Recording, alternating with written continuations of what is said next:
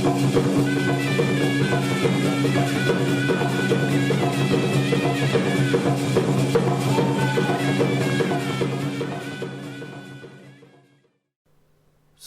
बत्तीसी के पिछले एपिसोड्स में आपने देखा कि किस तरह से राजा विक्रमादित्य ने भाग्य और पुरुषार्थ में कौन बड़ा है और कौन छोटा, बल्कि उन्होंने साबित किया कि बड़ा और छोटा कोई नहीं, दोनों एक दूसरे के पूरक हैं, एक दूसरे के सहयोगी हैं।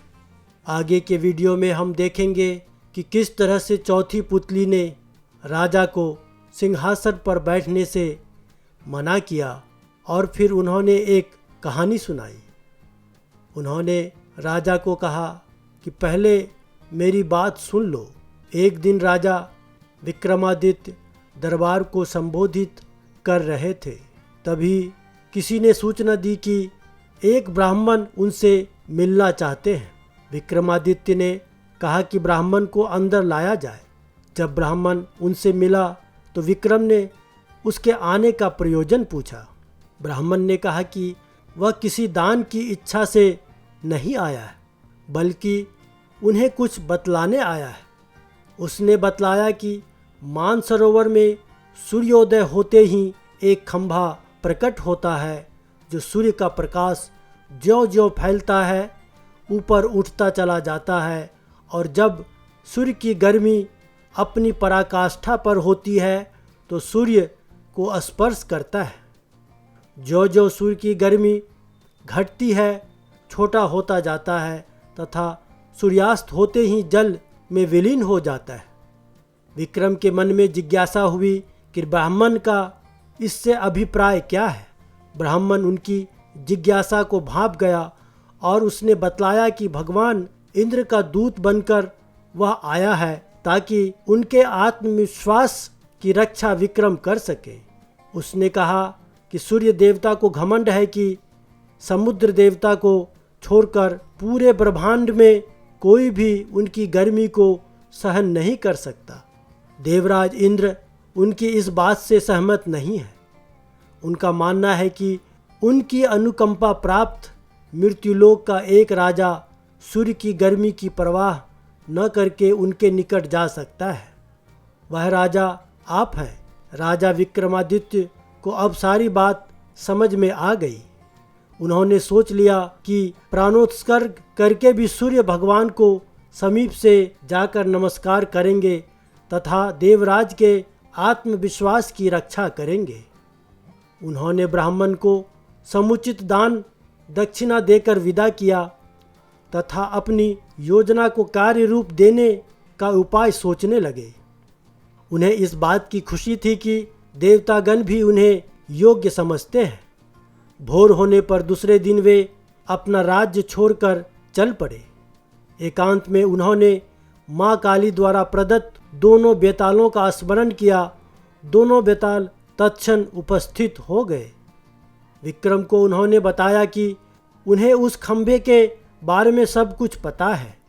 दोनों बेताल उन्हें मानसरोवर के तट पर लाए। रात उन्होंने हरियाली से भरी जगह पर काटी और भोर होते ही उस जगह पर नज़र टिका दी जहाँ से खंभा प्रकट होता है। सूर्य की किरणों से ज्यों ही मानसरोवर के जल को छुआ कि एक खंभा प्रकट हुआ। विक्रम तुरंत तैरकर उस खंभे तक पहुँचे। खंभे पर ज्यों ही विक्रम चढ़े, जल में हलचल हुई और लहरें उठकर विक्रम के पांव छूने लगी। जो सूर्य की गर्मी बढ़ी, खंभा बढ़ता गया। दोपहर आते आते खंभा सूर्य के बिल्कुल करीब आ गया। तब तक विक्रम का शरीर जलकर बिल्कुल राख हो गया था। सूर्य भगवान ने जब खंभे पर एक मानव को जला हुआ पाया तो उन्हें समझते देर नहीं लगी कि विक्रम को छोड़कर कोई दूसरा नहीं होगा। उन्होंने भगवान इंद्र के दावे को बिल्कुल सच पाया। उन्होंने अमृत की बूंदों से विक्रम को जीवित किया तथा अपने स्वर्ण कुंडल उतारकर उन्हें भेंट दी। उन कुंडलों की विशेषता थी कि कोई भी इच्छित वस्तु वे कभी भी प्राप्त कर सकते हैं। सूर्यदेव ने अपना रथ अस्ताचल की दिशा में बढ़ाया तो खंभा घटने लगा। सूर्यास्त होते ही खंभा पूरी तरह घट गया और विक्रम जल पर तैरने लगे। तैरकर सरोवर के किनारे आए और दोनों बेतालों का स्मरण किया। बेताल उन्हें फिर उसी जगह लाए जहाँ से उन्हें सरोवर ले गए थे। विक्रम पैदल अपने महल की दिशा में चल पड़े। कुछ ही दूर पर एक ब्राह्मण मिला जिसने उनसे वे कुंडल मांग लिए। विक्रम ने बेहिचक उसे दोनों कुंडल दे दिए। उन्हें बिल्कुल मलाल नहीं हुआ। पुतली बोली, बोलो राजन, क्या तुम में है वह पराक्रम कि सूर्य के नज़दीक जाने की हिम्मत कर सको, और अगर चले जाओ तो देवों के देव सूर्य देव के स्वर्ण कुंडल किसी साधारण ब्राह्मण को दे सको? अगर हाँ तो इस सिंहासन पर तुम्हारा स्वागत है। राजा पेशोपेश में पड़ गया और इस तरह चौथा दिन भी चला गया। दोस्तों, अगले वीडियो में हम देखेंगे कि क्या है राजा विक्रमादित्य के दिव्य महल का चमत्कारिक रहस्य पांचवी पुतली के मुख से। धन्यवाद।